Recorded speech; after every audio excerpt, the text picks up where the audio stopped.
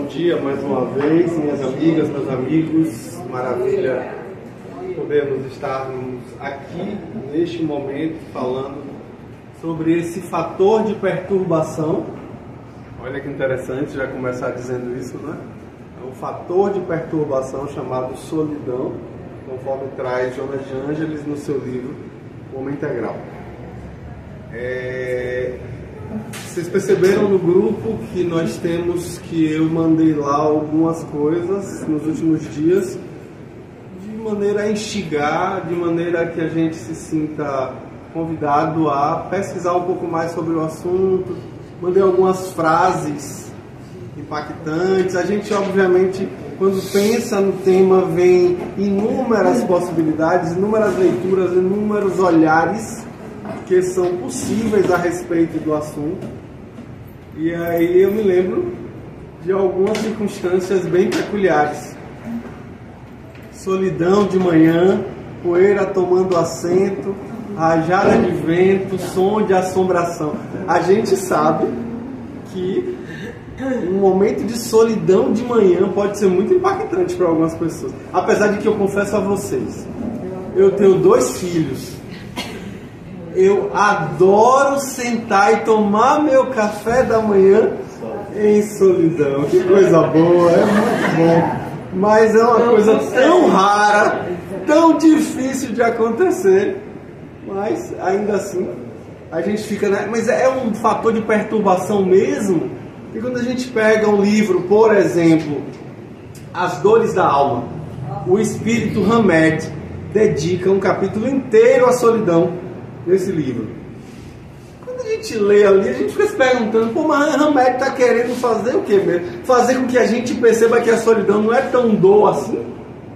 Não é tanta dor, não é uma coisa que é dor mesmo, é fator de perturbação mesmo? Porque ele consegue, através da sua fala iluminada, nos mostrar que não tem tanta coisa ruim assim quanto a gente tende a ver. E alguma coisa do que Jonas de Ângeles traz nesse capítulo também nos traz esse olhar. Mas eu confesso a vocês que, lendo o texto, desde o início, eu me lembrei de um livro que eu li na adolescência e reli recentemente.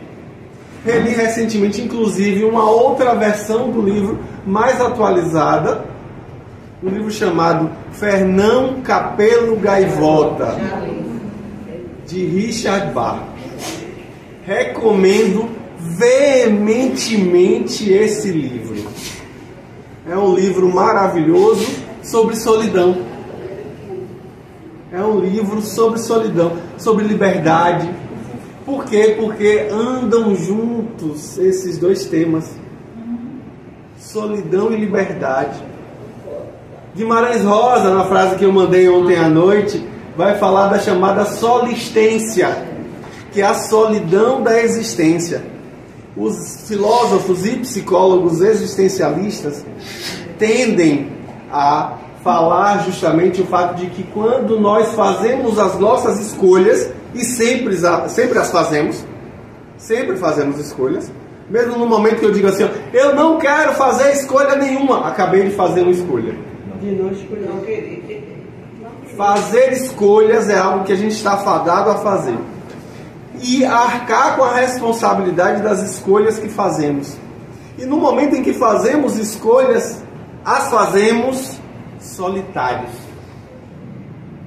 Porque somos só nós que escolhemos. Ah, mas eu escolhi deixar que o outro escolhesse. Você escolheu sozinho fazer isso. E você arca com a responsabilidade das escolhas que você fez. No fundo, solidão e liberdade andam juntos. São 2 temas que andam juntos. Então, com isso, a gente vai lentamente observando a realidade. É um fato. A solidão é um fato. É um fato na minha vida que eu estou aqui, encarnado no planeta Terra, e tenho que enfrentar um momento em que eu olho para mim e me pergunto como faço minhas escolhas, o que é que eu estou fazendo aqui, para onde é que eu vou, o que é que eu quero construir, o que é que eu quero deixar de legado. Tudo isso me leva ao meu contato comigo. Isso pode incomodar para muitas pessoas. Muitas pessoas se sentem incomodadas, muitas pessoas se sentem mobilizadas porque não gostam da ideia de se sentirem sozinhas. Mas a solidão, como eu estou insistindo agora no começo da nossa fala, é uma constatação. A solidão é inevitável. E necessária. Necessária, inexorável. Já falei aqui, inclusive, né? O termo correto não é inexorável, a gente fala errado. É inexorável. Pois é, a gente não tem como fugir. É isso, vai acontecer e está acontecendo. E evoluir é utilizar da nossa liberdade. E isso, obviamente, nos ajuda a amadurecer. Isso, obviamente, nos ajuda a confrontar a nossa solidão. Mas vamos lá, não estou aqui fazendo uma ode à solidão, não estou aqui fazendo, né, uma apologia, vamos ser solitários, não é isso. Estou aqui para a gente alargar os horizontes a respeito do assunto. Vamos ver o que é que Joana nos traz a esse respeito. Vamos lá. Ela começa o texto falando que a solidão é um espectro cruel. Uau! Já acho impactante logo de cara essa fala de Joana. Espectro cruel. É um fantasma. Espectro no sentido de fantasma. É uma circunstância que a gente percebe. E é interessante a gente ver o que, por exemplo, Clarice Lispector, como eu disse, né, a gente foi ao longo da semana se mobilizando com relação ao tema, mandei algumas frases, né, e aí um dos textos de Clarice Lispector, ela vai falar justamente sobre o fato de que a solidão é dolorosa quando nós não a escolhemos. Mas quando escolhemos, ela pode ser muito prazerosa. E benéfica. E benéfica. Por favor, benéfica. Porque E Jung fala isso. De ser você mesmo, fazendo suas escolhas, seus propósitos, sem acusar ninguém, sem jogar culpa nos outros. A oportunidade de fazer suas próprias escolhas é algo importantíssimo. Isso. Às vezes a gente foge disso. A grande questão está aí. Os existencialistas chamam essa fuga de inautenticidade. Quando você deixa de ser você mesmo para ser aceito pelo outro, para ser validado pelo outro. E Joana vai desenvolver isso. Sem usar esse termo, ao longo do texto a gente vai ver, ela fala justamente sobre isso. Mas aí é que está. Ela começa falando que é um espectro cruel na medida em que a gente se descobre solitário diante de uma circunstância dolorosa. Por isso é um espectro cruel. É um momento difícil de lidar. Uma situação de velhice ou doença pode ter essa característica. Mas como diz Jung, que a solidão é perigosa porque você pode começar a descobrir os prazeres que ela traz. E aí você pode querer, inclusive, se afastar do convívio social por conta disso. Por isso é perigoso. Né? Friedrich Nietzsche vai falar, né? Não me retire da bênção da solidão se você não for capaz de me dar uma companhia, uma presença real. Isso acontece. Às vezes a gente está numa situação de relações meramente superficiais e, obviamente, isso é algo que não é legal. A gente, inclusive, naquele momento, talvez fosse melhor ficar só mesmo. Se for para ser uma situação superficial, talvez seja até melhor ficar só. Mas aí, Joana vai dizer que a solidão, como espectro cruel, se origina nas paisagens do medo. O medo nos torna solitários. E nós vivemos hoje num mundo em que a cultura do medo tem enriquecido muita gente. A gente vê isso nitidamente. A gente liga a televisão, cultura do medo. Cultura do medo o tempo todo. Óbvio, a gente precisa ter algum medo, ó, isso é claro, isso está lá, a lei de conservação. A gente precisa tentar se manter encarnado para aproveitar ao máximo as experiências encarnadas. Precisamos do medo, isso é importante. A questão é quando isso distorce, quando isso se exacerba. Teremos a oportunidade mais adiante de falar um pouquinho sobre algumas distorções cognitivas. E dentre elas, tem uma que a gente usa muito. Distorções cognitivas estão entre as armadilhas da mente, porque a mente, sim, prega peças conosco, né? Ela nos traz armadilhas. Já falei aqui de algumas, como os mecanismos de defesa do ego. Outras se chamam de distorções cognitivas. Uma delas, em especial, vejo muito isso no consultório, na prática clínica, eu vejo muito isso, é a chamada catastrofização. O que é isso, Danilo? Quando a gente transforma um problema pequeno em um cavalo de batalha. Quando a gente faz uma tempestade em um copo d'água. Quando a gente pega uma circunstância pontual e traz pra gente e diz: ah, vida, ó céus, ó azar, coitadinho de mim, como é que vai ser minha vida a partir de agora, já que isso aconteceu com fulana? Então vai acontecer comigo também. E aí com isso a gente generaliza, que é outra distorção cognitiva. Generalização. Tem outro, tem vários. E aí com isso a gente acaba criando problema onde não existe. Isso acontece muito, a gente distorce as situações da realidade. E no medo isso é muito frequente. A gente tende a pegar uma circunstância e aumentar o valor afetivo dela. Aumentar como aquilo nos afeta. Isso a gente precisa tomar cuidado, a gente precisa botar o pé no chão, tomar consciência quando estamos transformando a dor, que é absolutamente inevitável. A gente vai sentir dor, a gente vai sofrer, mas a gente pode aumentar essa dor, transformar ela em um sofrimento demasiado. E a catastrofização faz isso. No medo a gente faz muito isso. A gente pega uma circunstância e a gente retroalimenta. Eu vejo tanto isso no consultório, pessoas com medo de rejeição, o chamado complexo de rejeição ou complexo de abandono. A pessoa pega uma circunstância do parceiro, da parceira, o parceiro ou a parceira falou uma coisa: ai meu Deus, ele já não gosta mais de mim, ele vai me abandonar, não vai dar mais certo, eu vou ter que construir minha vida de outra maneira a partir de agora. Uma situação pontual que na verdade foi um mal entendido, foi o uso de uma rede social, uma mensagem de celular que foi lida de uma maneira. Será que ele falou nesse tom? Ai meu Deus, ela falou desse tom, ela disse desse jeito, então quer dizer que as coisas não estão bem. Eu acho então que é melhor a gente já sentar, conversar, botar os pingos nos is, porque se for para terminar, termina logo. Antecipando um sofrimento desnecessariamente. Eu estou vendo o povo rindo, balançando a cabeça. Ó, bateu, doeu, leva para casa que é seu. O povo está na síndrome da lagartixa, sacudindo a cabeça, né? Igual a lagartixa. Pois bem, a gente faz isso.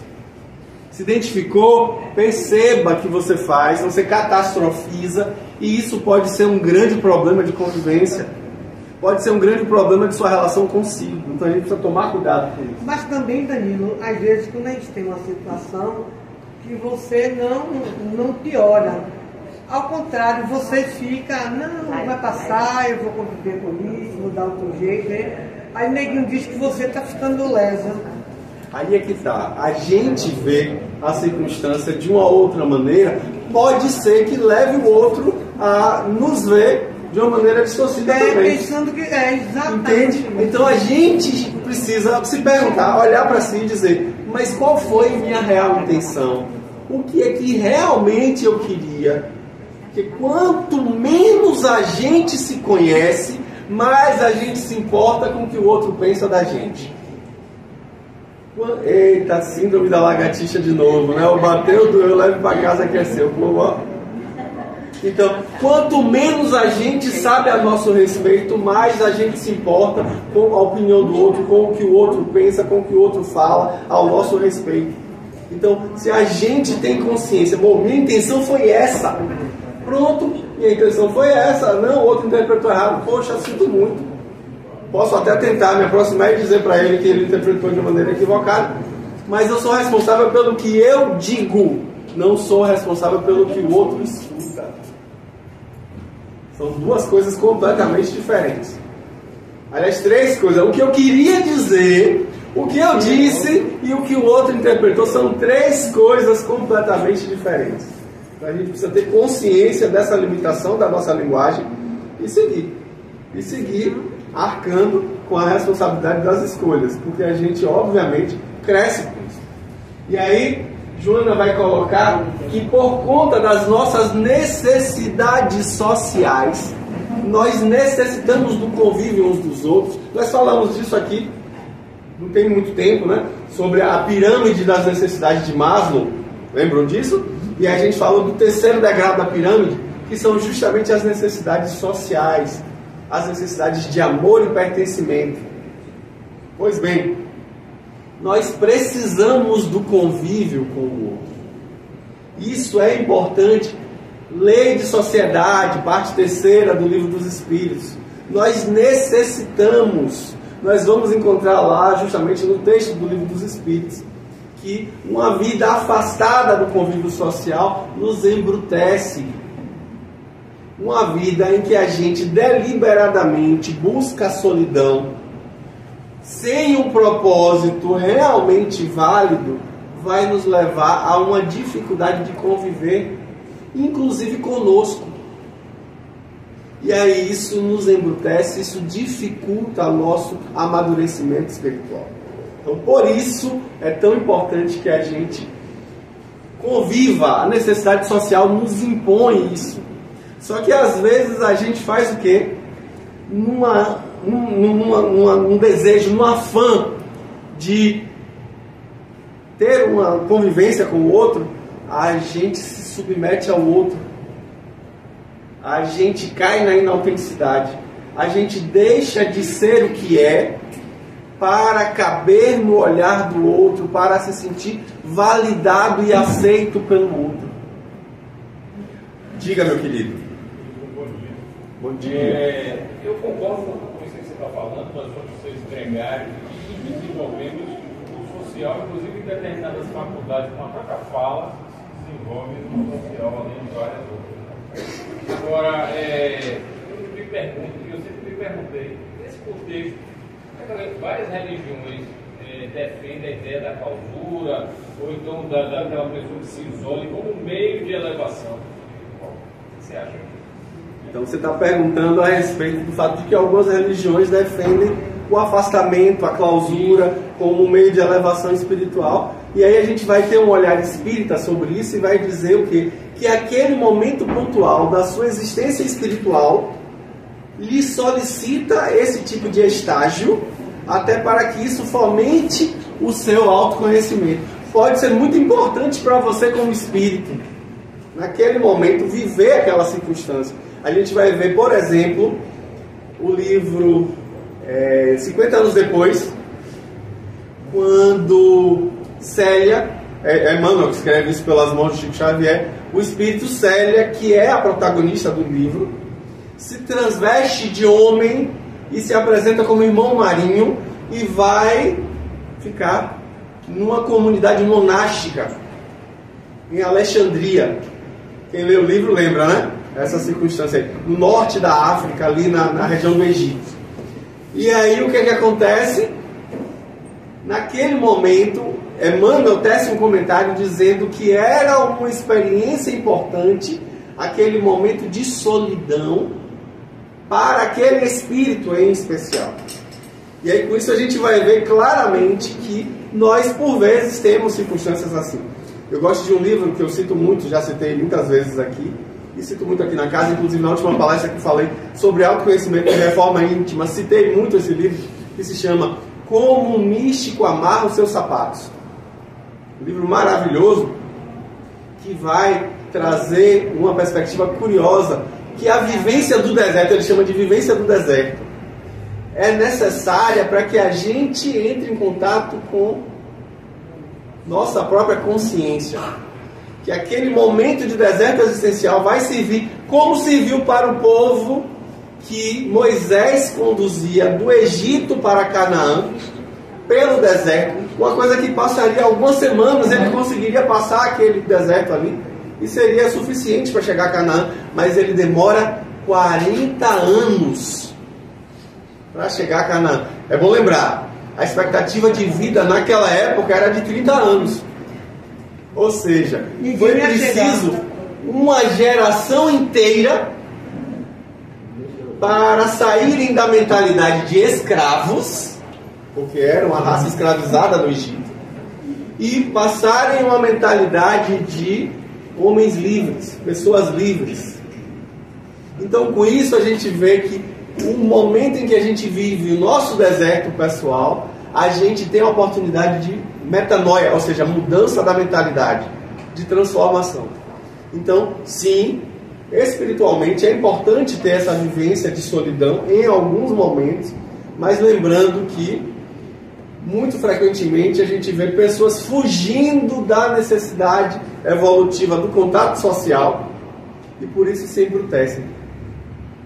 Isso seria um problema. Aí Emmanuel, no livro Emmanuel, vai falar sobre isso, dizendo que infelizmente a religião organizada ainda preconiza isso, quando a humanidade já não mais necessita desse tipo de vivência.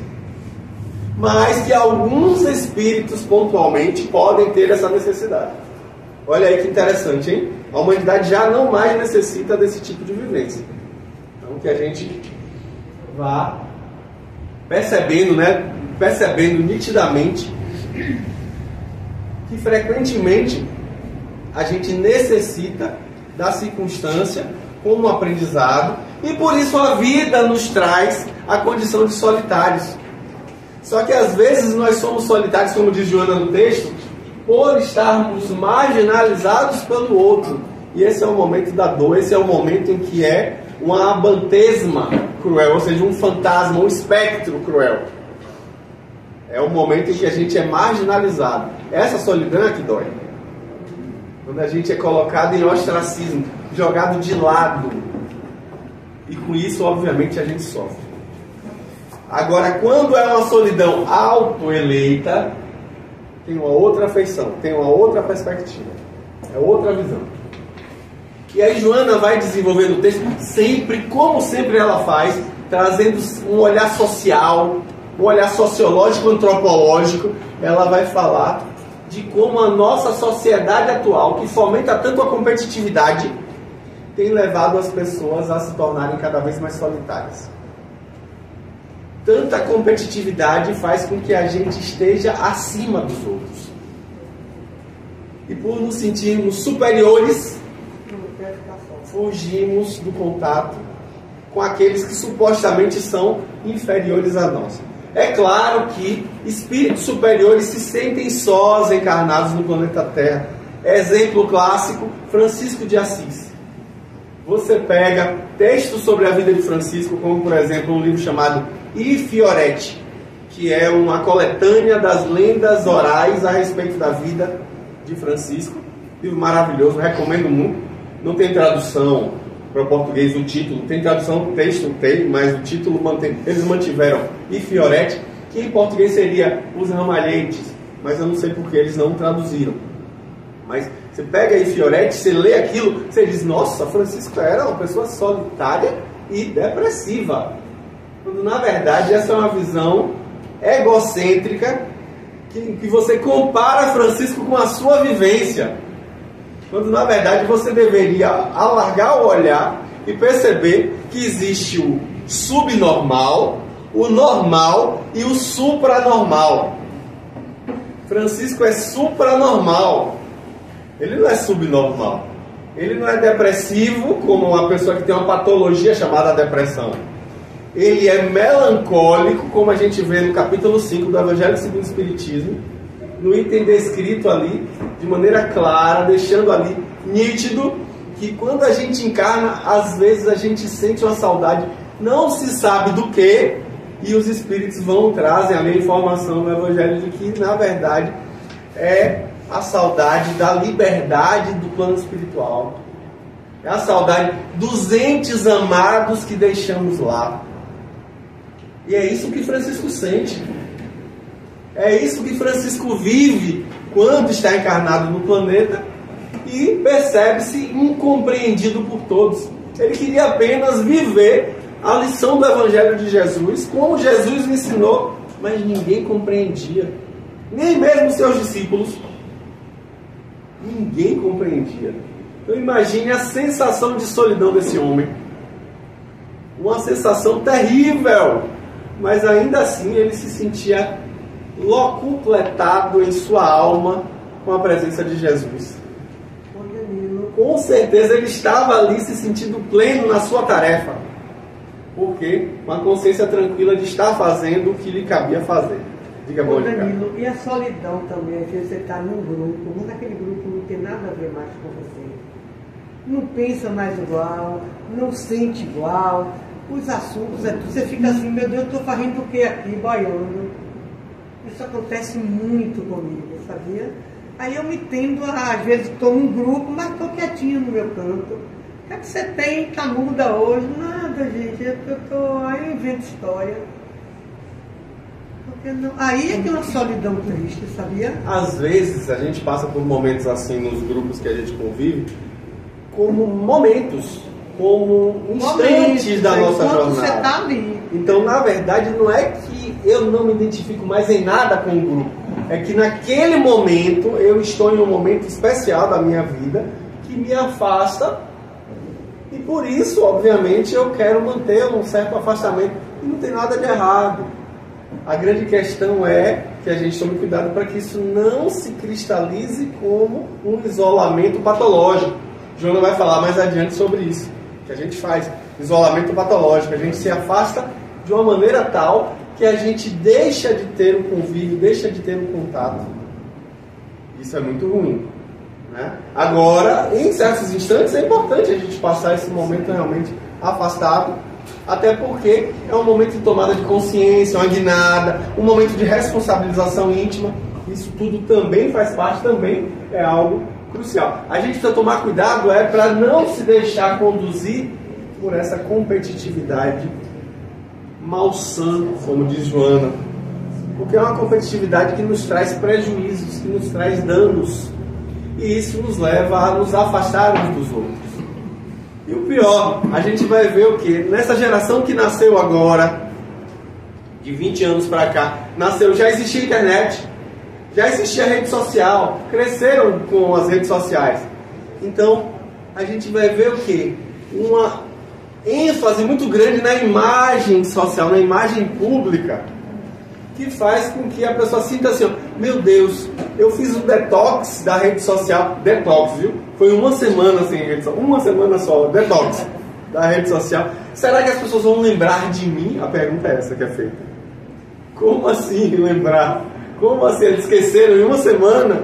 Então a gente tem muito isso, e é interessante a gente competir quantos seguidores tem, quantos likes tem, e nessa agonia a gente acaba perdendo a essência, acaba vendendo a própria imagem. E com isso entra a competitividade, entra uma certa rusga. Isso nos afasta uns dos outros. Isso só piora a convivência no final das contas. O que era para nos aproximar, nos afasta, né? Então por isso a gente precisa realmente tomar muito cuidado. E nesse caso, com essa história que eles falam muito sobre o negócio do porco espinho, como é que é?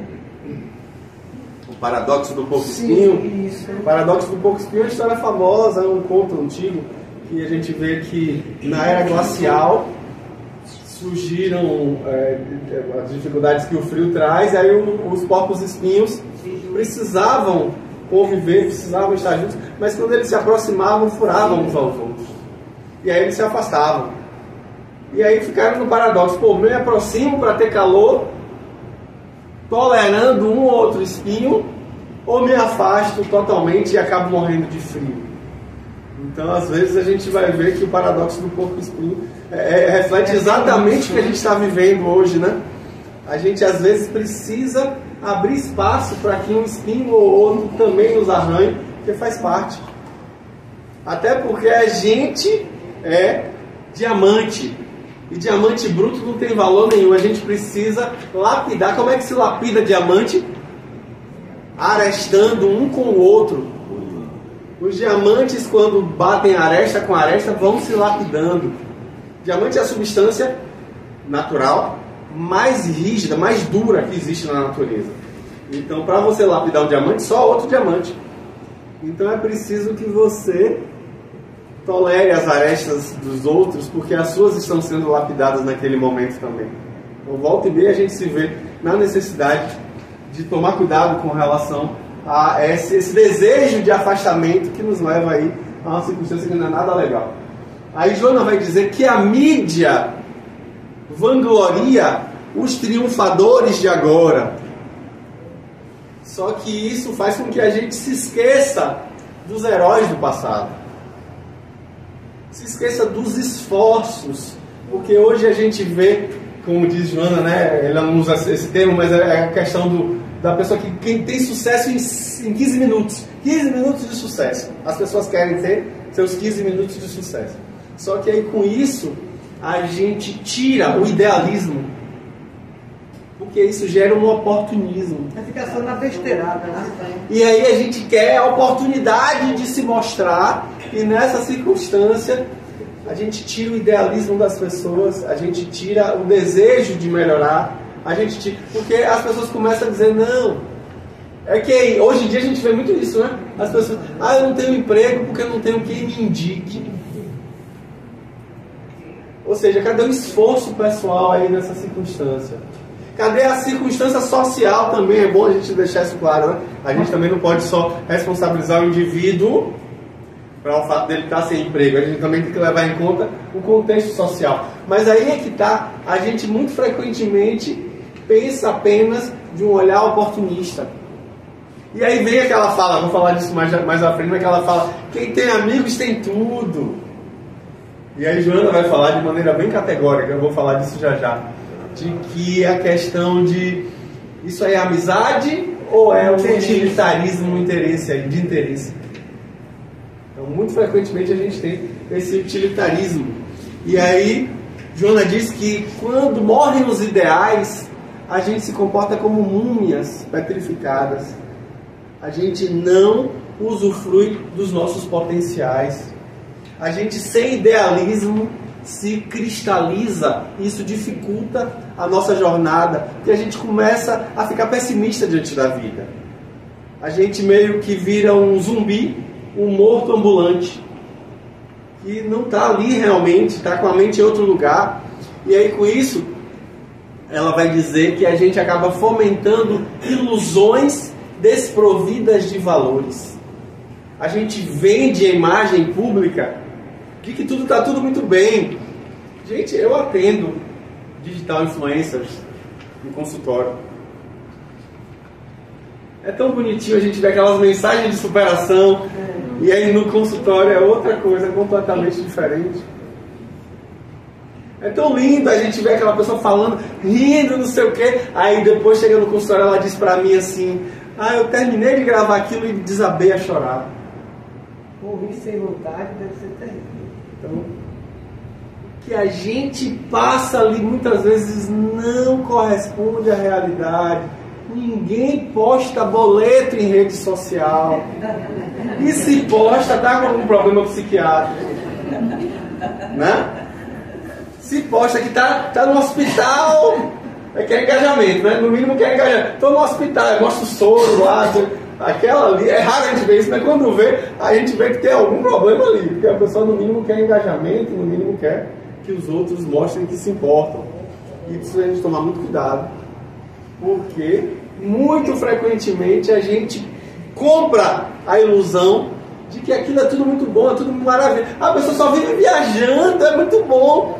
Quando você vai ver, chega perto, junto ali, você vai ver um tanto de briga, um tanto de dificuldade. E às vezes a pessoa está encalacrada em dívida para pagar aquelas tantas viagens. Não foi para lugar nenhum, só pegou uma paisagem. Aquela fala de a gente vive querendo comprar o que não precisa, com o dinheiro que não tem, para agradar quem não se importa. Silvana. Ó, a síndrome da lagartixa. Ó, então, a gente vive querendo comprar o que não precisa com o dinheiro que não tem para agradar quem não se importa. Danilo, um fator também que faz com que a gente, às vezes você se isola ou então isola alguém. É aquela Madalena arrependida que fica reclamando da vida o tempo todo, nada tá bom. O marido engordou, se o bichinho emagrece, tá ruim do mesmo jeito. Reclama, sabe como é? Menino, que é isso, pelo amor de Deus. A gente vê isso, inclusive eu vejo isso muito no consultório, atendendo pessoas com depressão. Pessoas com depressão tendem a reclamar mais, principalmente se forem extrovertidas. Quando é introvertida, se cala, né? Se isola, se cala. O extrovertido, ele fala. E aí, nessa de falar, vira uma queixa sem tamanho, uma lamúria sem tamanho. E isso dificulta a convivência, porque ninguém quer conviver com uma pessoa reclamona. Ninguém aguenta. É chato, ninguém aguenta. E aí, obviamente, que isso retroalimenta o isolamento. O introvertido, você chama ele para poder ir numa situação sozinho. Vamos lá, vamos assistir uma peça de teatro.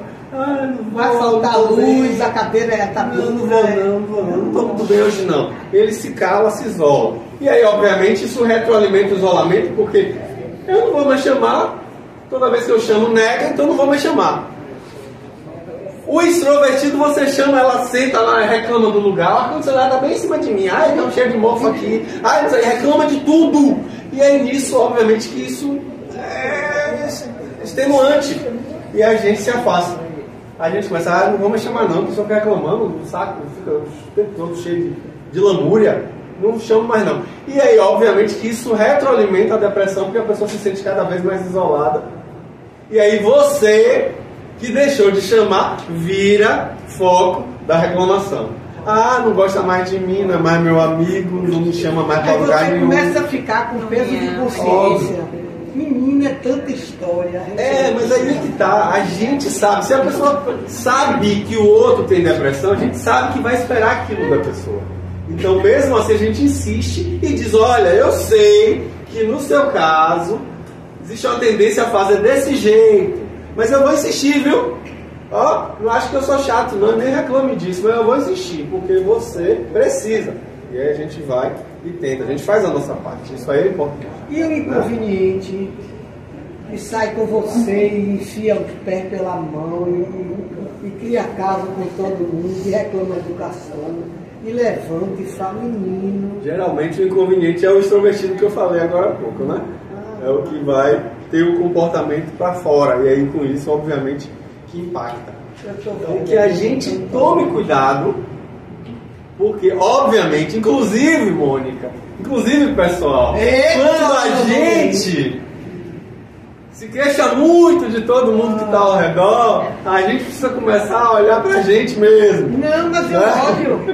Eu olho quando a gente precisa olhar pra gente mesmo. A gente precisa sempre fazer isso, tá? Se perguntar, e eu? Posso mudar o que eu disse? Não, eu tô um porre. Eu sei que eu tô ficando em porre. Então, aí Joana diz o quê? Que essa competitividade, que esse comércio de ilusões, essa visão que a gente tem de ficar vendendo imagem de que está tudo muito bom, é um comércio de ilusões. Ela vai dizer o quê? Que isso gera nas pessoas uma sensação de fracasso. Principalmente naqueles que não se adequaram a essa lógica, a essa perspectiva. Principalmente nesses, a sensação de fracasso, a sensação de inadequação. Eu não sou como os outros. Eu não penso como se isso fosse uma coisa ruim. Porque a gente precisa alargar horizontes e perceber o quê? Às vezes isso é justamente o que é preciso, que a gente tome consciência que a gente não é como os outros. Isso é bom, não é ruim. Mas a gente tende a olhar como se fosse menos, como se fosse pior. Diga.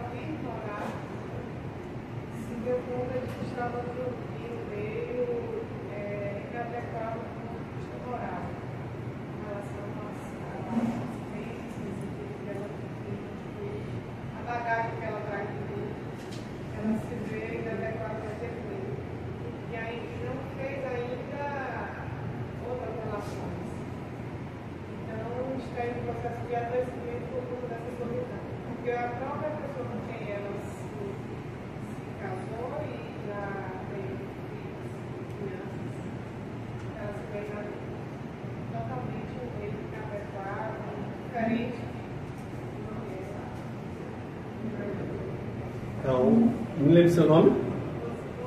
Rose está trazendo justamente uma pessoa que veio a um relacionamento, começou um relacionamento de maneira digital, aí depois se aproximaram e acabaram casando, e aí ela se sente inadequada em termos morais, né? Existe uma discrepância, uma diferença, né?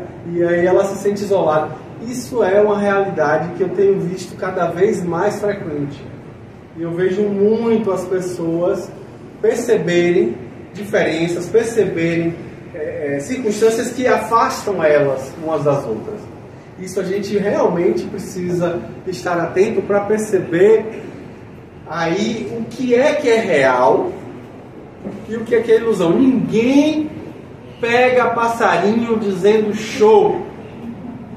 Ninguém pega passarinho dizendo show. A gente, quando se mostra, a gente geralmente, isso aí, os lacanianos falam muito disso, né, dentro da psicanálise. A gente se mostra tentando se adequar ao desejo do outro. Então ninguém mostra o piolado de cara, ninguém mostra esse tipo de circunstância na convivência, ainda mais à distância. Então com isso a gente vai vendo gradativamente que aquela fala de comer 1 quilo de sal junto. É verdade. Quanto tempo dura 1 quilo de sal na casa de vocês? Porque na minha casa é quase 2 anos. Na casa é mais que certo. Então comer 1 quilo de sal junto é gastar esses 2 anos juntos aí. E aí, óbvio, que é preciso que a gente abra os olhos para perceber nessa convivência o que é que realmente é semelhança e o que é que realmente é diferença, o que é divergência. E aí é importante também que a gente tenha consciência o quê? De que a gente não precisa ser igual ao outro. Pelo contrário, os estudiosos da psicologia analítica, como por exemplo Myers-Briggs Type Indicator, já falei dele aqui para vocês, né? Indicador de tipos psicológicos de Myers-Briggs, que é um teste psicológico que serve para a gente entender um pouquinho sobre a nossa personalidade. Quem quiser dar uma olhada, tem uma versão gratuita que é simplificada, 1,5 página de relatório explicando mais ou menos como é a sua personalidade. Obviamente tem limitações, porque é gratuita e adaptada, não é a versão original desse teste, que vocês podem encontrar num site chamado... É porque realmente não sei se não consegui muito melhor não, mas deixa eu ver aqui sim. Um site aqui, ó.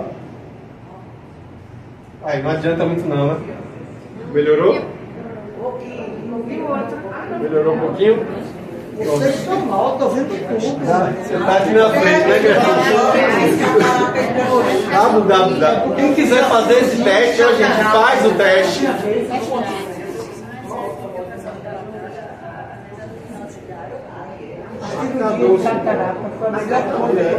Permanente, não?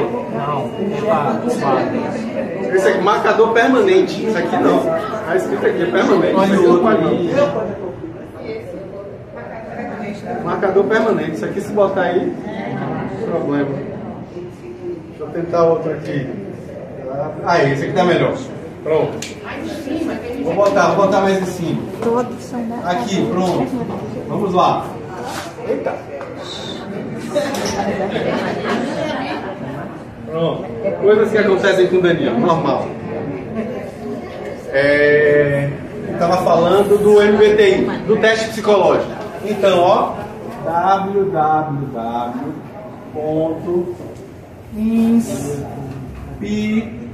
com 2 i's, ó, pira.org. Não tem BR, ok? Inspira com 2 i's.org. Nesse site tem um teste rápido, tem limitações, mas também é interessante para que a gente conheça um pouquinho sobre alguns traços da nossa personalidade, né? E aí com isso a gente vai ver o quê? Que os casais geralmente têm pontos de semelhança e divergências várias. A gente precisa de algum tipo de ponto de contato, de interseção, mas também é importante que a gente tenha aprendizados uns com os outros. Se a gente for tudo igual, se os dois testes forem iguais, muito dificilmente a relação dá certo. Acaba o cavalinho. Por quê? Porque, conforme os junguianos falam, quando a personalidade é muito parecida, acaba acontecendo competição. E aí não dá certo. Aí os dois são muito organizados, vão competir na forma de organizar, porque um gosta de organizar o guarda-roupa por cores e o outro gosta de organizar por uso. Ah, eu uso mais esse, então eu boto aqui na frente. Eu gosto de usar esse também, boto aqui. O que eu não uso tanto, eu boto lá atrás. E aí nessa, não, mas meu jeito é melhor, porque é mais bonito. Você abre o guarda-roupa, que beleza, que lindeza. As cores todas organizadinhas. E aí você vai ver competição por conta disso. Então, tudo muito parecido pode ser um problema também, tá? Então, não necessariamente ser diferente quer dizer ser menos, ou ser mais, ou ser pior ou melhor. Não. Então, é preciso que a gente também respeite. Então, dê uma olhada depois, até para uma aula mais adiante, 2024, a gente voltar a falar. Tem um filme que eu quero que a gente assista nas férias, e depois eu vou falar disso, tá? E esse teste aí vai dar pano para manga. Se vocês quiserem, se vocês fazem e pedem para as pessoas que vivem com você na mesma casa para fazerem também, só para comparar os tipos, para vocês perceberem aí as semelhanças e as diferenças. Mas voltemos, então. Aí ela diz o quê? Que quando a gente não se sente adequado, a gente sente que fracassou, e isso nos faz nos isolarmos. Esse isolamento, obviamente, é uma fuga. E aí isso faz com que a gente sofra, porque está distante daquilo que projetou, daquilo que almejou para a própria vida. E aí Joana vai dizer, de maneira brilhante, que a gente quer ser bem visto, a gente quer ser bem quisto, a gente quer ser validado. E isso, infelizmente, leva a relações superficiais e interesseiras. A gente acaba entrando numa espécie de teatro. Por isso que eu trouxe essa máscara grega aí, ó. Vira um teatro a vida da gente. A gente passa a atuar papéis que não são verdadeiramente aquilo que a gente está vivendo. E você fica eternamente infeliz, porque você pode mentir para todo mundo, menos para você próprio. Você sabe a encrenca que você é, né? Mas mente, às vezes a gente mente pra gente. Gente, quantas vezes eu vejo no consultório a pessoa mentindo na terapia? A pessoa pagando para mentir. Acontece. Acontece. Então a gente muitas vezes investe em ilusões. E como eu sempre falo, desilusão é uma coisa terrível, não é, gente? Não, é maravilhoso. É ótimo. É melhor viver uma desilusão do que viver iludido. É melhor viver uma desilusão do que viver na ilusão. Então, que a gente desperte para perceber que a verdade é o que liberta. A grande questão está aí, a gente às vezes investe na mentira. E isso é preciso que a gente vá se despindo para a gente se ver como a gente é.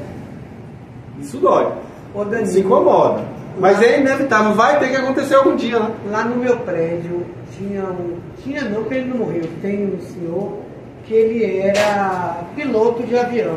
Assim, desde de menino era o sonho.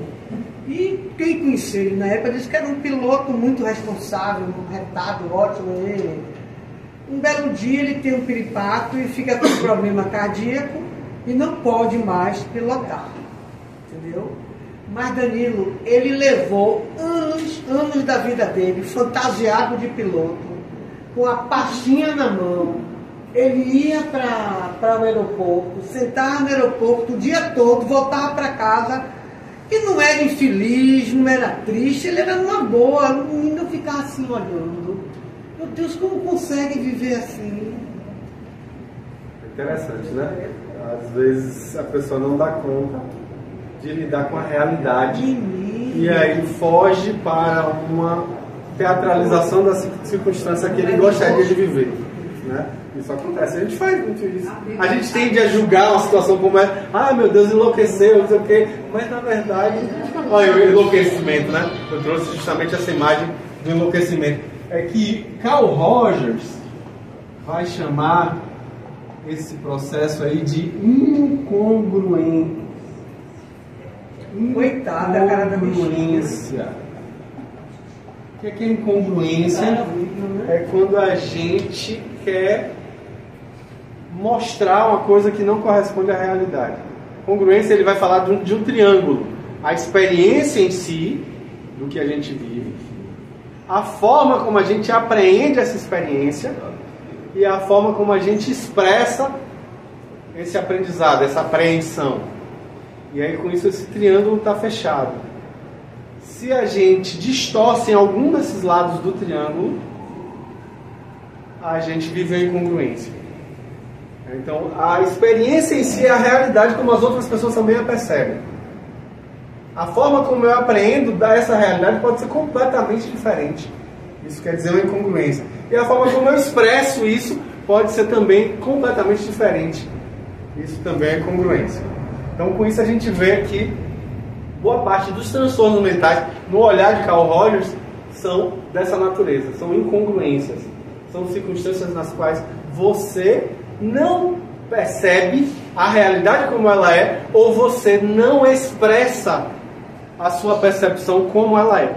Então você acaba sendo algo para tentar agradar o outro. É o que ele vai falar de eu real e eu ideal. O problema é o quadro, não é você. Continua. Eu real versus eu ideal. No livro Tornar-se Pessoa, Carl Rogers desenvolve o tema. Só tentar enxergar onde é que prende isso, que ele está aprendendo. Acho que já quebrou. Fica só enganchado. Aí, pronto. Quer dizer, tá pronto. Até a próxima vez que eu... Tá torto?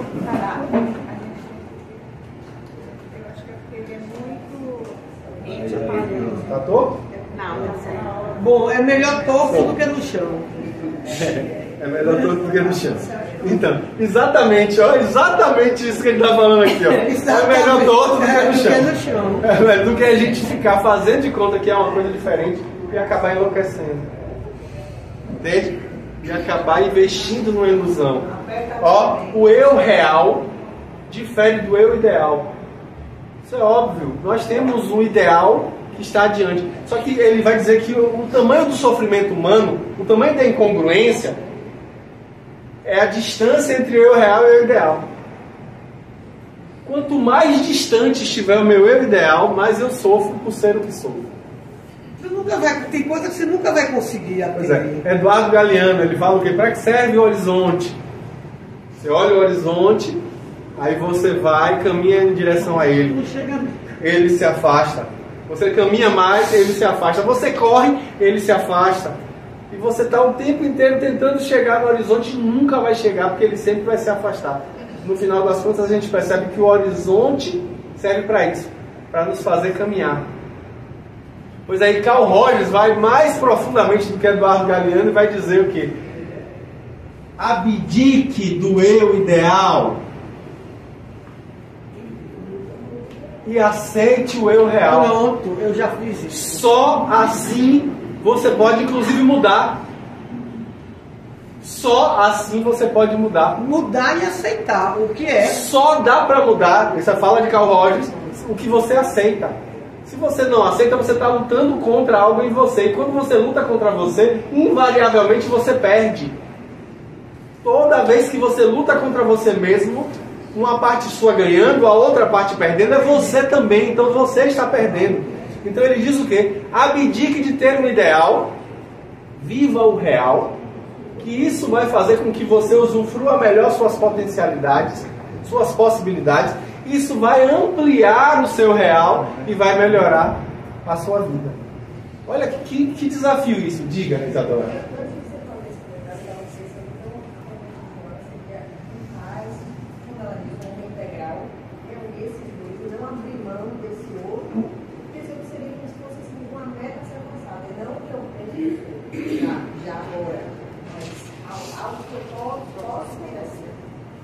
Não. Aí eu posso pensar que uma soma com uma visão integral inteiro, né? Soma isso aí, Isadora está perguntando se Joana teria uma proposta de juntar o eu ideal e o eu real e com isso ter um homem integral. Né? A gente vê que são propostas diferentes. Na verdade, Carl Rogers traz uma proposta de você aceitar a realidade como ela é. Joana também fala isso. Joana também fala da necessidade de autoaceitação. Tá? Mas ela vai colocar de uma maneira que a gente perceba no homem ideal, aí no caso, a figura de Jesus. Né? Que é algo que vai gradativamente se aproximando daquilo que a gente pode viver. Ou seja, o eu ideal aí, no caso, seria a figura do homem de bem. Né? Que é algo plausível, que eu posso viver estando encarnado no planeta Terra. Entende? Então, nessa percepção, a gente vai ver que são visões diferentes, mas assim, se complementam no final das contas. E sim, a gente vai crescendo e percebendo, né, que muito frequentemente os nossos ideais são completamente descabidos para as nossas potencialidades, para as nossas possibilidades atuais. Você vai ficar infeliz o tempo inteiro. Exato, isso retroalimenta a sensação de felicidade. Porque a imaginação... Que Carl Rogers fala, entende? Ô Danilo, a imaginação não tem limite, a realidade lhe impõe limites.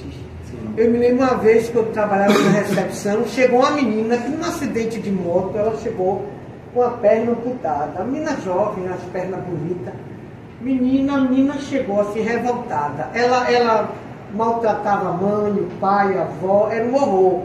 Aí ela chegou assim, muito com raiva, porque tinha perdido a perna. Aí eu me lembro que eu olhei assim para ela e disse assim, minha filha, você brigando com todo mundo, você vai conseguir o quê? Uma perna nova? Você vai conseguir o quê? Mais problema, que ninguém vai querer ficar com você, vai ficar doente, tomar remédio. Aí depois eu fiquei assim pensando, isso é uma coisa óbvia de uma pessoa que raciocina lógico. Não tem coisa, Danilo, que não adianta você naquele momento, Mônica, frequentemente a gente não tem esse raciocínio lógico. A grande questão está aí. A gente está tão imbuído de afeto, está tão afetado naquela circunstância, difícil para lidar, que a gente cega. A gente simplesmente não enxerga. Então, com isso, obviamente, a gente tem... tem um autor que eu gosto, da psicologia analítica, chamado Adolf Guggenbuch Craig. O nome é complicado, mas eu vou tentar reproduzi-lo aqui, sem derrubar o quadro de novo. É Guggenbuch.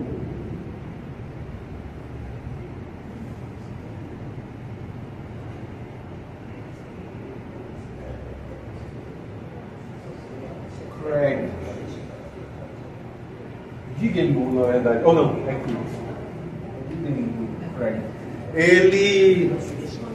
Ele tem um assunto que ele inaugura na psicologia analítica, que é o chamado arquétipo do inválido. E aí ele vai falar dessas circunstâncias em que a gente passa por uma situação grave de doença, e aí passa pelo chamado invalidismo, que é o momento em que você vai ter que abrir mão de todos os sonhos de futuro que você tinha feito e adequar a sua nova realidade, a sua nova circunstância, seu novo real, né? Que ali está se impondo. E aí, obviamente, que a gente tem a situação de regressão emocional, aí o mecanismo de defesa do ego, regressão, né? A gente infantiliza. É muito comum a gente ter esse tipo de reação. Então, com isso, a gente vai assim, gradativamente tomando consciência do que está acontecendo para poder fazer a guinada, fazer a virada de chave. A grande questão é que algumas pessoas não fazem nessa encarnação, né? Algumas pessoas não conseguem fazer essa virada de chave. Mas a gente vai insistindo, persistindo, tentando fazer com que o conhecimento espírita, por exemplo, para nós, né, faça sentido. E aí, obviamente, só faz sentido se for sentido. A gente precisa sentir realmente. E aí vem uma pergunta, baseada no texto de Joana, que é uma pergunta que nos cabe, né? O que é triunfo, gente? O que é sucesso? A gente geralmente pensa triunfo e sucesso como se fosse uma coisa ali, ou se você ter sucesso você está com o nome exposto, você está sendo adulado pelos outros, etc e tal. Com big carro. Eu lembro quando adolescente, acho que 18 anos, 17, 18 anos, eu fui para uma palestra de Chiniachink, Roberto Chiniachink, no Hotel Fiesta, ali no centro de convenções do Hotel Fiesta. E Chiniachik começou a palestra com essa pergunta: o que é sucesso? E aí é que tá. Você também foi, Bressa? Então, essa palestra foi extremamente impactante, porque ele fala justamente ao coração, mostrando pra gente que o conceito de sucesso é uma coisa particular, é individual, não tem um conceito que sirva para todo mundo, gente, não existe. É uma coisa pontual. Tem um livro dele muito bom chamado Sucesso é Ser Feliz. E aí ele vai trazer que essa felicidade é vivida de maneira subjetiva. Não tem como a gente querer forçar um conceito de sucesso que cabe para todo mundo. E a gente muitas vezes pega essa ilusão aí de sucesso como sendo uma coisa coletiva e se esquece de que a gente está falando de algo bem individual. Eu lembro de um filme que eu assisti há algum tempo, um filme interessantíssimo, chamado Na Natureza Selvagem. É um filme que eu recomendo para as pessoas. É da Kombi. Na Natureza Selvagem. Esse filme, gente, muito impactante, vai trazer esse questionamento, né? Para o protagonista, que inclusive é baseado em fatos reais, o conceito de sucesso é completamente diferente do conceito de sucesso dos pais. No que a gente proclama socialmente falando. É um conceito completamente diferente do conceito de sucesso dele. Ele queria ficar só. Sucesso para ele ele queria ficar só. Outro filme que eu assisti sobre solidão essa semana não, eu assisti tem 3 semanas, se chama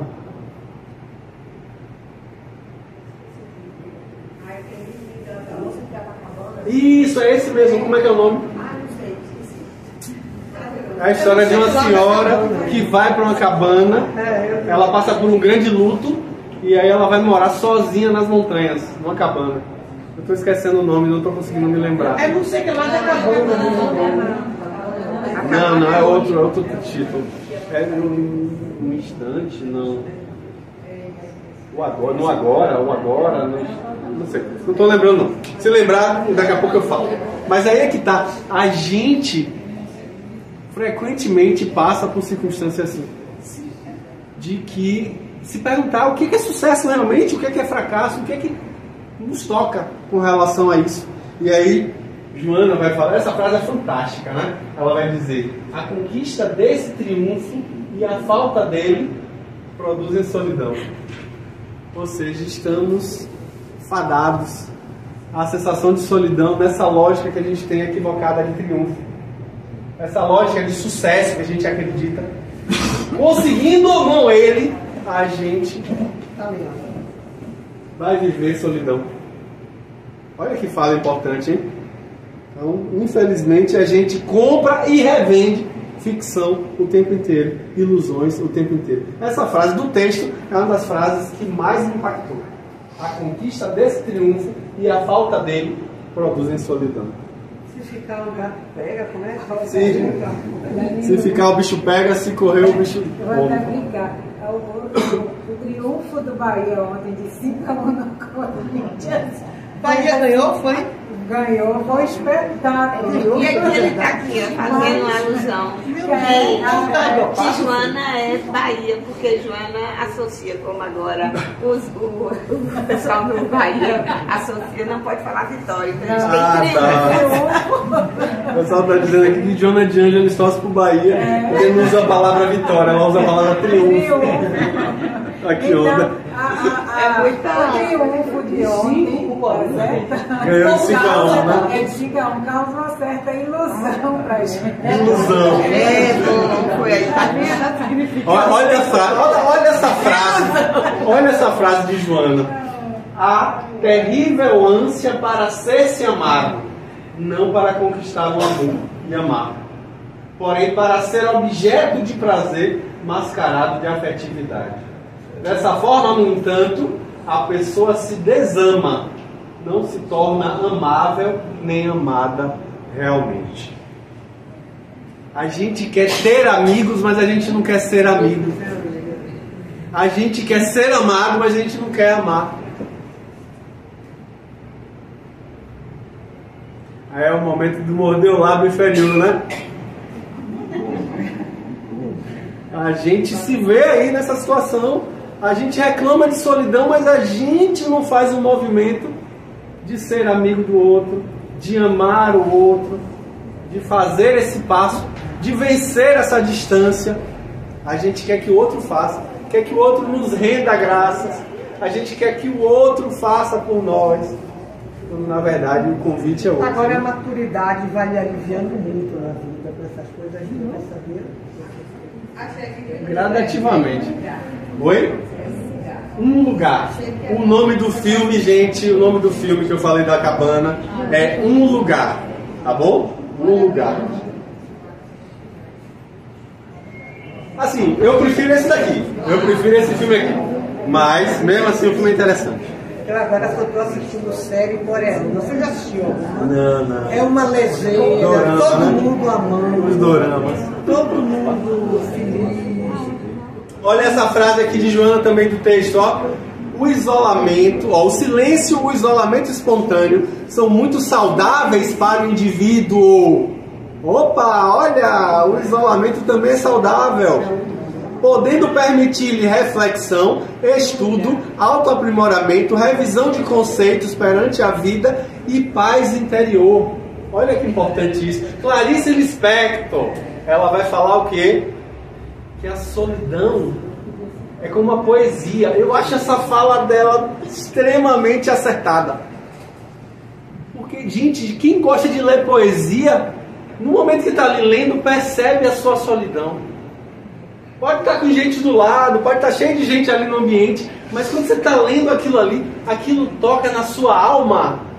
Você se sente só naquele instante, e é assim que se lê poesia. E quando você vê aquilo ali, como aquilo é bom para você, aquela sensação prazerosa de estar lendo aquilo, entrando em contato com aquele momento solitário ali, é extremamente enriquecedor. Extremamente enriquecedor. Aí Joana continua dizendo: o sucesso, decantado como forma de felicidade, é talvez um dos maiores responsáveis pela solidão profunda. Os campeões de bilheteria nos shows, nas rádios, televisões e cinemas, os astros invejados, os reis dos esportes, dos negócios, cercam-se de fanáticos e apaixonados, sem que se vejam livres da solidão. Está cheio de gente ao redor, show do Chiclete com Banana ali, Bel, agora não tem mais Chiclete com Banana, é Bel, show de Bel lotado, e você se sente profundamente só naquele momento ali. Aí é que tá, né? A gente vê que muito frequentemente a gente não entra em contato, foge dessa solidão. E aí ela fala também uma frase que eu boto aqui como pergunta, né? Quem tem amigo não passa necessidade. Falei disso agora há pouco, né? A questão do utilitarismo. A gente muitas vezes quer um amigo para nos servir. Quer um amigo, você pode vir aqui me ajudar a consertar não sei o quê. Você quer um amigo para ter algum tipo de ganho, algum tipo de benefício com aquilo. E não para se perguntar, e você pode fazer o que para ajudar o outro? E você pode ser amigo como? Você pode amar como? Mostrar essa afetividade como? Então é preciso que a gente, sem dúvida alguma, entre em contato com isso. Aí eu trago uma mensagem que eu acho uma das páginas mais belas de Joana de Ângeles. Se chama Karma de Solidão. Já ouviram falar desse texto? Recomendo chegar em casa, bota no Google Karma de Solidão e relê. A gente vai ler ele aqui, ó. Olha o que ele diz, ó. Caminhas na terra experimentando carência afetiva e aflição que acreditas não ter como superar. Sorris e tens a impressão de que é um esgar que te sulca a face. Aquele sorriso que parece uma carranca de São Francisco. Anelas por afetos e constatas que a ninguém inspiras amor, atormentando-te não poucas vezes e resvalando na melancolia injustificável. Planejas a felicidade e lutas por consegui-la, todavia descobre-te a sós, carpindo rude angústia interior. Gostarias de um lar em festa, abençoado por filhos ditosos e um amor dedicado que te coroassem a existência com louros da felicidade. Sofres e considera-te desditoso. Ignoras, no entanto, o que se passa com os outros, aqueles que se te apresentam felizes, que desfilam nos carros do aparente triunfo, sorridentes e engalanados. Também eles experimentam necessidades urgentes em outras áreas, não menos afligentes que as tuas. Se os pudesse auscultar, perceberias como te invejam alguns daqueles cuja felicidade cobiças. A vida na Terra é feita de muitos paradoxos. E isto se dá em razão de ser um planeta de provas, no caso de provações, de experiências reeducativas, de expiações redentoras. Assim, não desfaleças, porquanto é o teu karma de solidão. Faze desse modo uma pausa nas tuas considerações pessimistas e muda de atitude mental, reintegrando-te na ação do bem. O que ora te falta, mal barataste. Perdeste porque descuraste enquanto possuías, de que agora tens necessidade. A vigilância levou-te ao abuso e delinquiste contra o amor. A tua consciência espiritual sabe que necessitas de expungir e de reparar, o que te leva, nas vezes em que o júbilo te visita, a retornar à tristeza, rememorar sofrimentos, fugindo para a tua solidão. Além disso, é muito provável que aqueles a quem magoaste, não se havendo recuperado, busquem-te psiquicamente, ainda te afligindo. Reage com otimismo à situação e enriquece-te de propósitos superiores que deves pôr em execução. Ama sem aguardar resposta. Serve sem pensar em recompensa. O que ora faças no bem atenuará e liberará o que realizaste equivocadamente, e assim reencontrar-te-ás com o amor em nome daquele que permanece até agora entre nós, como sendo o amor não amado, porém amoroso de sempre. Uau! Essa página é uma página para leitura semanal, para a gente volta e meia ler novamente. Karma de solidão. Pesquisem a respeito disso. Para os espíritos que somos. Sim, como espíritos que somos, né? Então vivemos sim circunstâncias as mais variadas de solidão. Às vezes a gente vai encontrar o que é solidão tentando brincar numa gangorra sozinho. E infelizmente muitas vezes a gente se acha superior. A gangorra, o peso, ao invés de estar cá embaixo, ele está lá em cima se achando o máximo, mas sem poder brincar com ninguém, justamente por isso, por se achar acima. E muito frequentemente a gente precisa despertar, e esse despertar é trazido aí como uma terapêutica possível, viável para as nossas vidas. Qual que é a terapêutica? A gente vai ver aí que Joana vai colocar que o medo da solidão deve ceder lugar à confiança nos próprios valores, mesmo que de pequenos conteúdos, porém significativos para quem os possui. Olha aí, que importante, hein? Então, substituir o medo pela confiança nos próprios valores. Confiar nos próprios valores. E aí ela vai falar mais do que Jesus, o psicoterapeuta excelente, ao sugerir o amor ao próximo como a si mesmo, após o amor a Deus, como a mais importante conquista do homem, conclama esse homem a amar-se.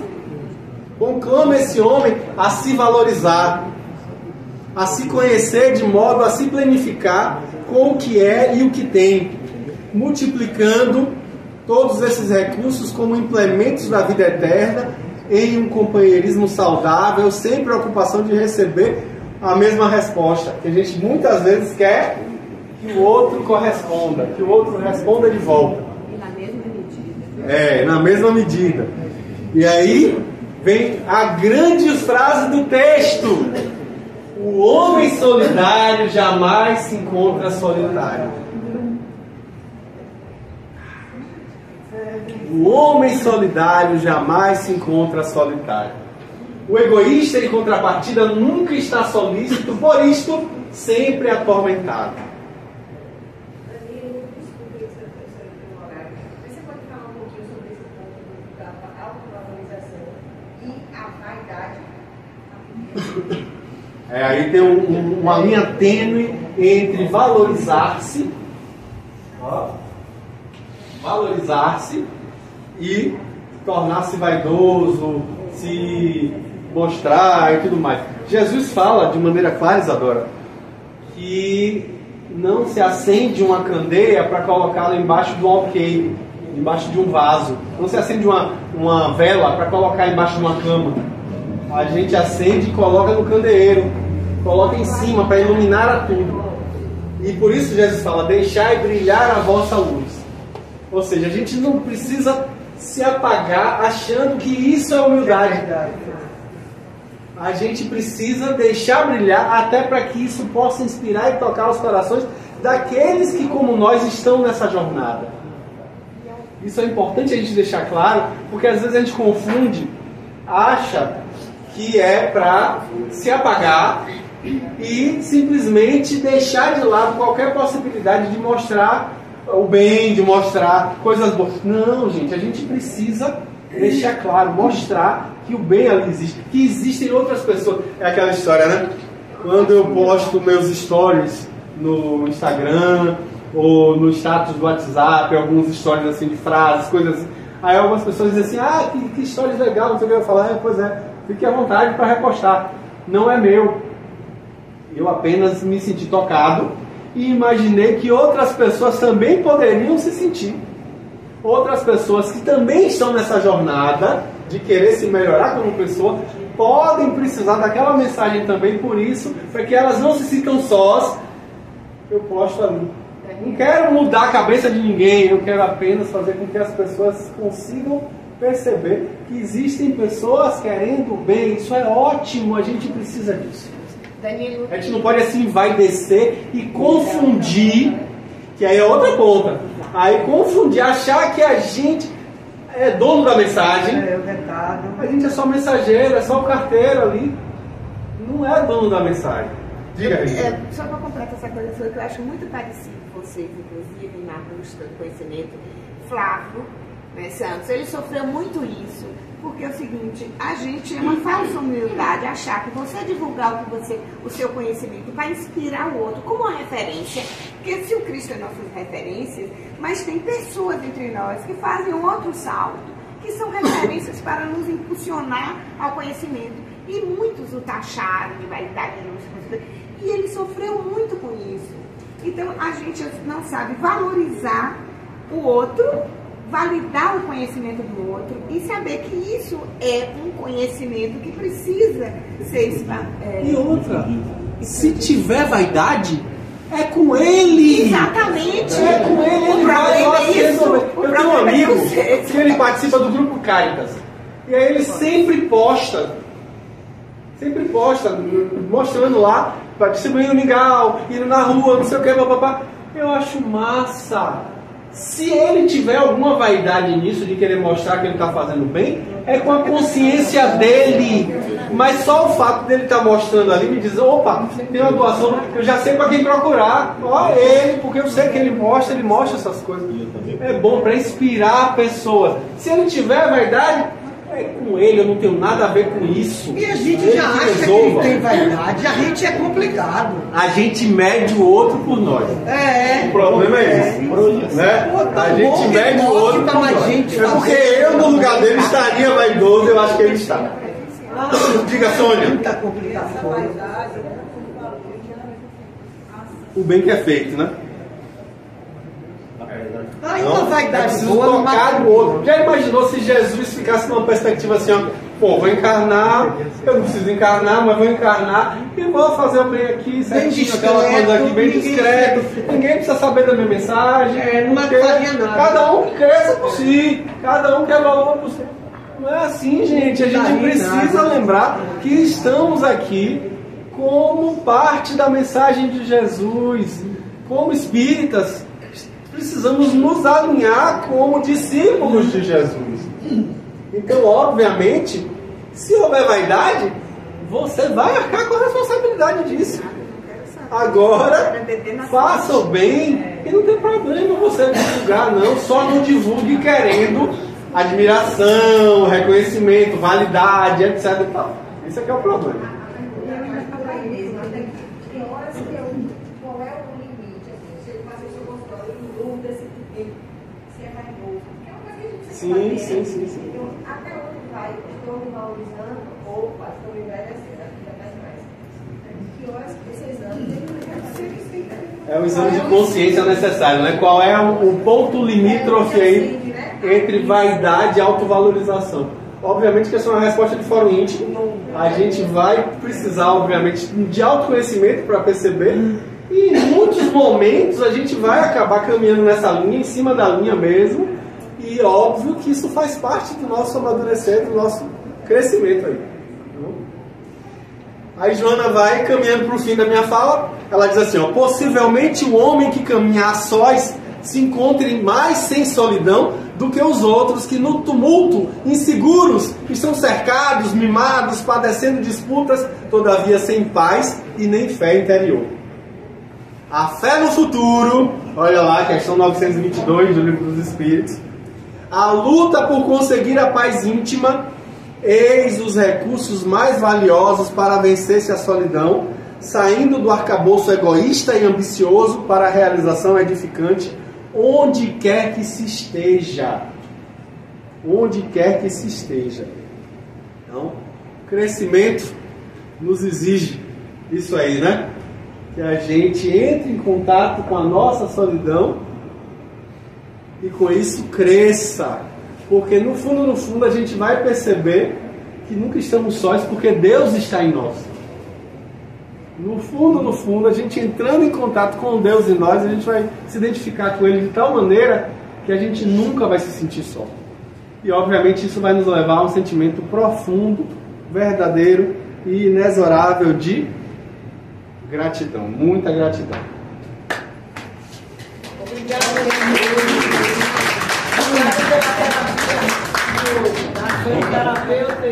Terapeuta. Pode beber água, viu? Para acalmar o ânimo.